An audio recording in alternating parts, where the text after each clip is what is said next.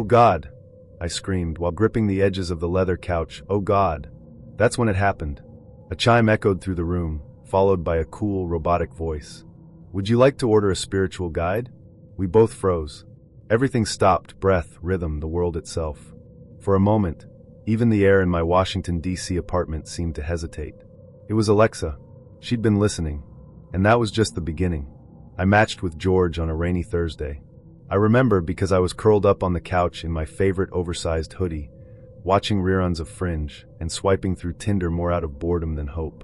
His profile was clean. Just 3 photos. One of him at a food truck festival, another hiking in Shenandoah, and the last one, my favorite, just him smiling casually, holding a paperback copy of Slaughterhouse-5.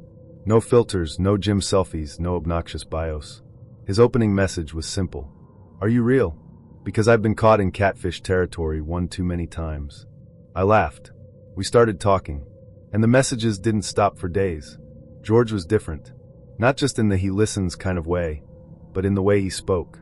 He was thoughtful, curious, and a little bit sarcastic in the best way.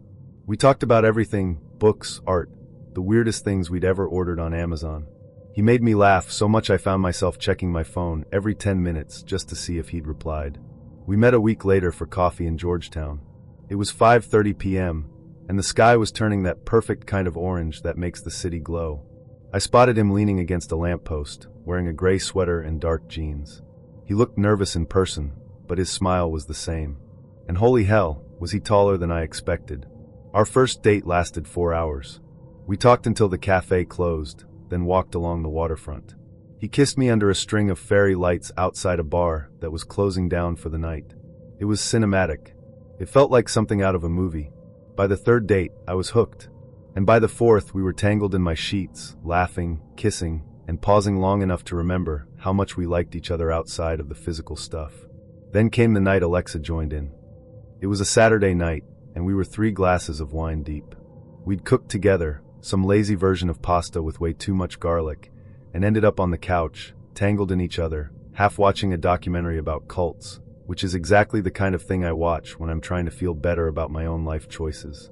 One thing led to another, and, well, we forgot about the spaghetti. Things got intense. George was more vocal than usual, and I wasn't exactly silent either. We weren't loud enough to wake the neighbors, but definitely not whispering sweet nothings either. And then in the middle of it, right at the peak, he shouted, "Oh God!" I echoed it, loudly, repeatedly, and that's when Alexa chimed in. "Would you like to order a spiritual guide?" We both stopped mid-motion.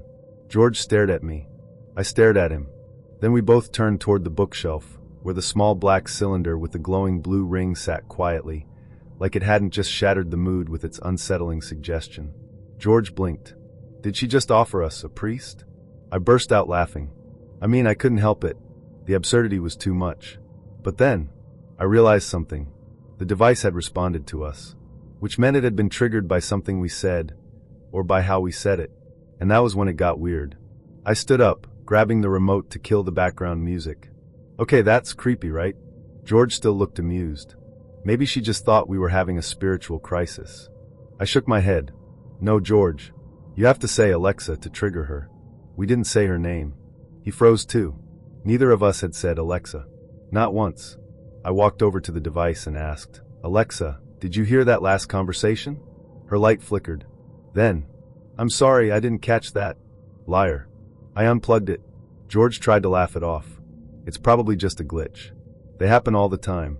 Yeah, I said, but my voice didn't sound convinced. Glitches don't recommend spiritual guides mid-foreplay. We joked about it for the rest of the night. But when George went home the next morning, I started thinking more seriously. What else had Alexa heard? I went onto my Amazon app and checked the voice history log. You can request your device's recordings. Most people don't even know that. I'd only done it once months ago, when I thought she misheard me asking for the weather and played a Nickelback song instead. I downloaded the log. There were dozens of entries. Most of them were normal stuff. Me asking about the weather, setting timers, playing music. But then I saw one labeled audio recording, March 18th, 11:46 p.m. That was the night George and I were together. The time matched exactly. I pressed play. The recording started with a laugh, my laugh. Then George's voice, clear as day. "You feel like a sin I don't want to confess. My breath caught in my throat. More audio followed. Groaning. Moaning. Words I don't even remember saying. It wasn't just snippets. It was multiple minutes of audio. I slammed the laptop shut. My hands were shaking. This wasn't a glitch. This wasn't a joke. Alexa had been recording us. Not just listening for her wake word, but actually keeping recordings. I deleted them all. Then I unplugged the device, took it to the sink, and held it under running water until the blue light died. I didn't tell George at first. I didn't want to freak him out. But a few days later, he texted me something that made my blood run cold. George, hey, weird question. Did you say something about a spiritual guide the other night? Or was that not you? I stared at the message. He hadn't been joking. He'd heard it too. It hadn't been just a glitch or a weird wine-fueled hallucination. I called him immediately. Told him everything. The recordings. The logs. The playback. The audio files with our names attached.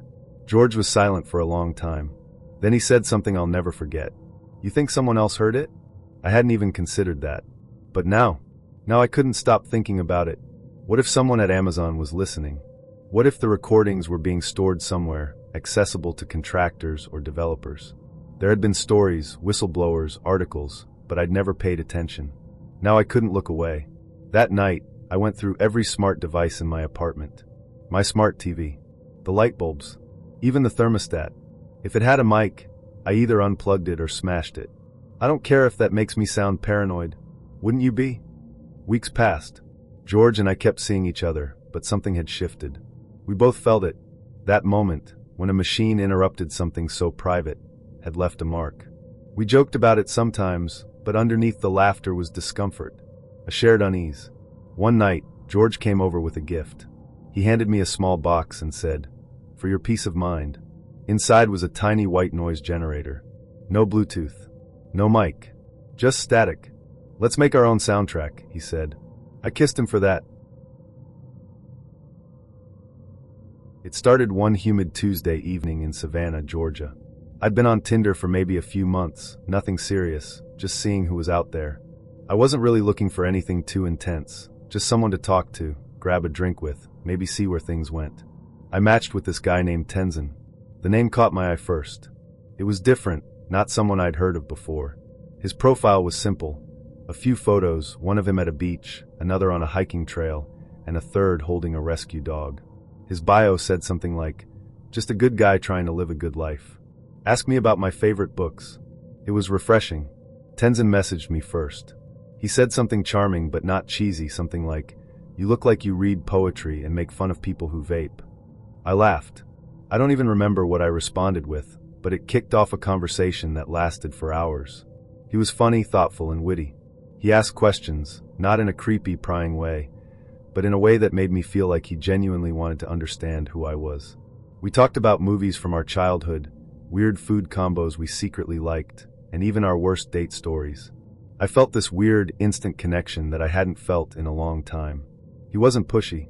He didn't ask for more pictures or make weird comments. We kept texting for a few days. He'd check in every morning with something like, "Hope your coffee's strong and your coworkers are bearable."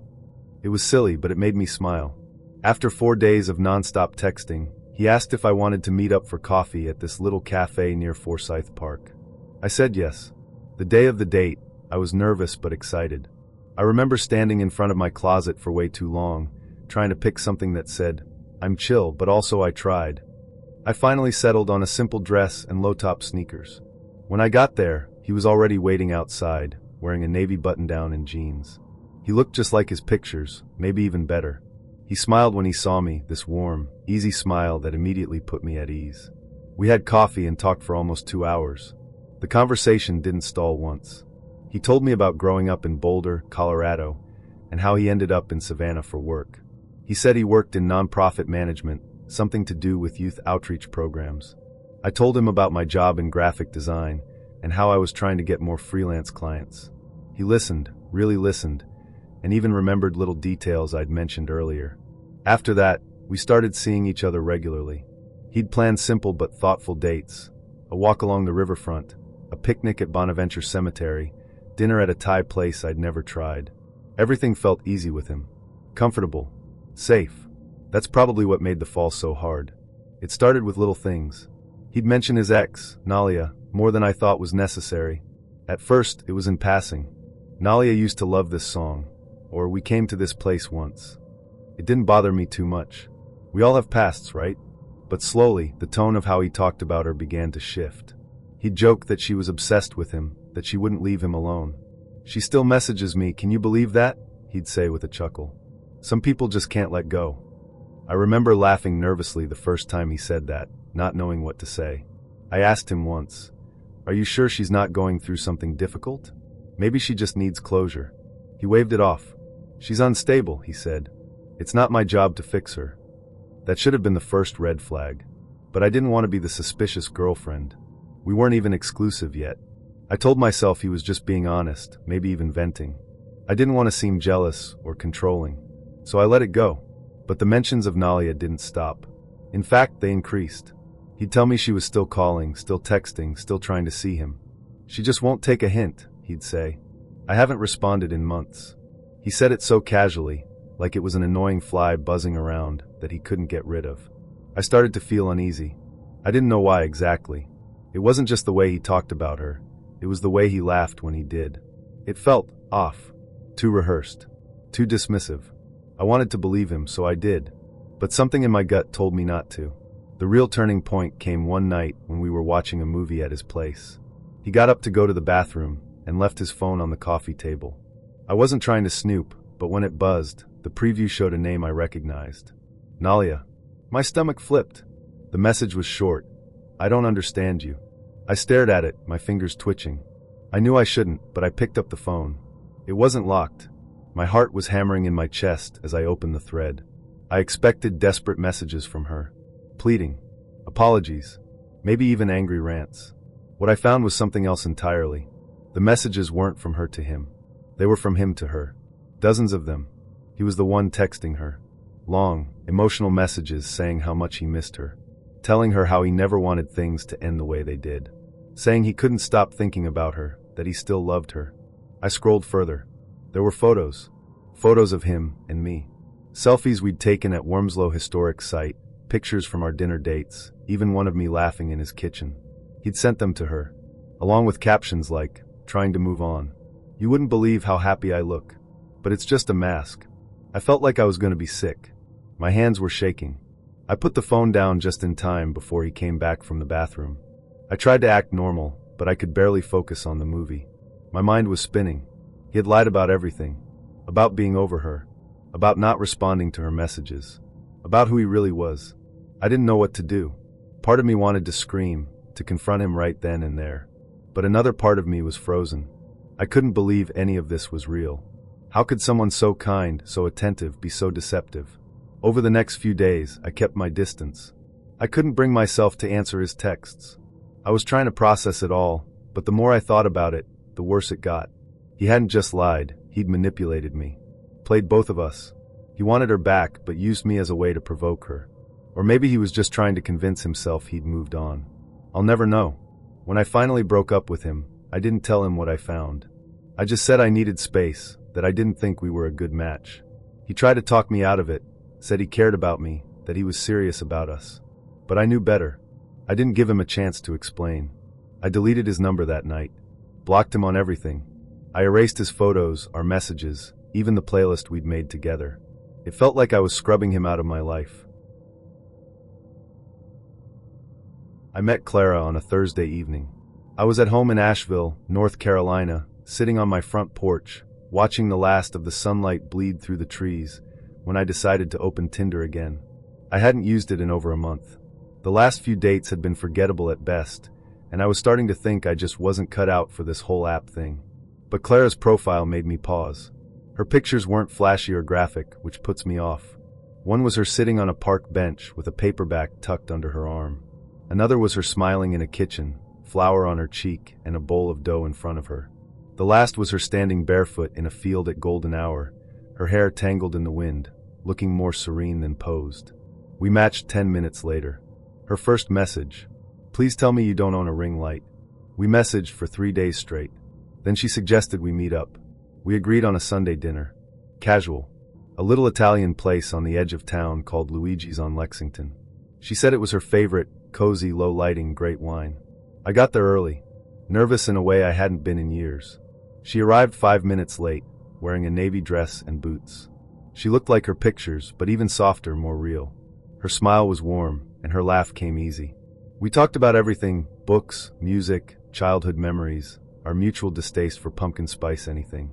She told me about her childhood in Tennessee, how she moved to Asheville to get away from her family, how she found a kind of peace here. I told her about my freelance photography, my dog, and the time I accidentally booked a wedding shoot at the wrong venue. She laughed so hard she snorted. It was, without question, the best date I'd ever been on. After dinner, we walked through downtown. The streets were quiet, the air just starting to cool. We stopped at a mural and joked about the strange bird painted with human hands. She told me I had kind eyes. And then she kissed me. Not a polite, see you later kiss. A real one. I offered to walk her to her car. She shook her head. I parked a few blocks over.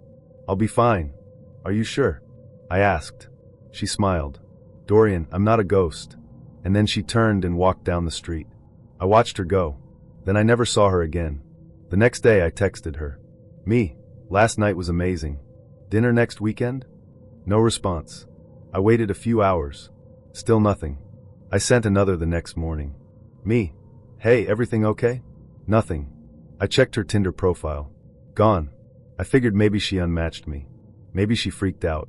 Maybe she changed her mind. I told myself not to overthink it. But then I felt it. That itch in the back of the brain. That voice that says, something's not right.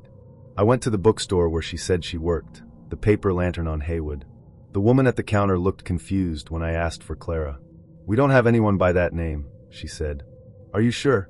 She said she works here, dark hair, blue eyes, about 5'5". The woman shook her head. I've worked here for 3 years. I'd know. I left with my stomach in knots. I tried searching her name online. Nothing. No Facebook, no Instagram, no LinkedIn. I checked people search sites. No Clara matching her description in Asheville. No public records. No phone numbers. She didn't exist. Or at least not here. But I saw her. I talked to her. We kissed. This wasn't some made-up persona or catfish situation. She was real. But she was also completely untraceable. I started to wonder, had someone else seen her? So I went back to Luigi's. Sat down at the same table. Waited until the same waiter from the other night walked by. Hey, I said. Do you remember who was working Sunday night? He blinked. I was. You waited on my table. I was with a woman, dark hair, blue eyes, navy dress. He hesitated. I think I remember, he said slowly. Yeah, she was quiet. Ordered the mushroom risotto, right? Yes, I said, relief washing over me. But then he frowned. She left early though, didn't she? I blinked. What do you mean? He scratched his chin. I just remember you sitting alone for a while. Maybe 20 minutes. I thought she bailed mid-date. No, I said. She stayed the whole time. We left together. He looked uncomfortable. I don't think so, man. I remember refilling your water a few times while you waited.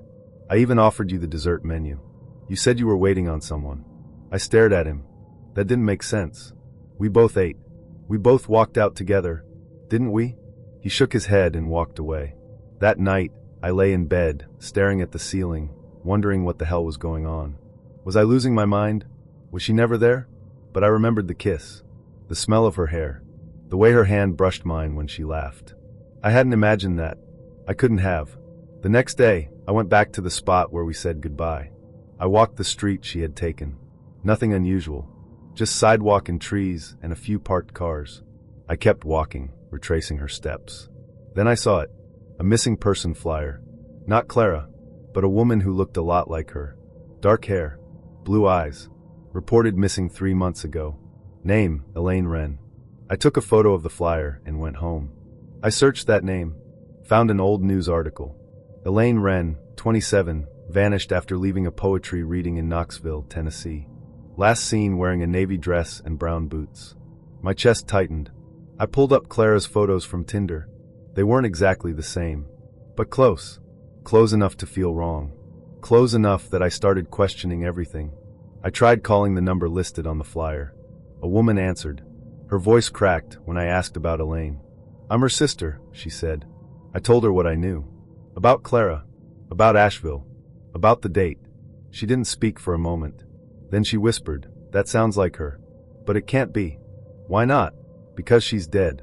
My blood turned to ice. They found her car in the river near Sevierville, she said. No body. But everything else was there. Her purse. Her ID. Her phone. They ruled it an accident. But what if it wasn't? I asked. What are you saying? I'm saying I saw her. I talked to her. She kissed me. The line went silent. Then she whispered, "That's not possible." I haven't stopped thinking about Clara. Or Elaine. Whoever she was. I don't know what happened that night. I don't know if I imagined her. If I dreamed the whole thing. Or if something found its way back and wore her skin for a little while. All I know is this. I saw her.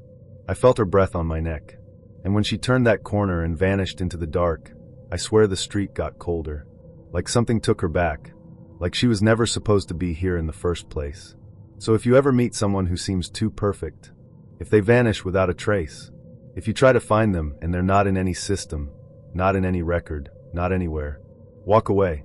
Some ghosts don't haunt houses. They haunt hearts. And they're looking for someone to remember them.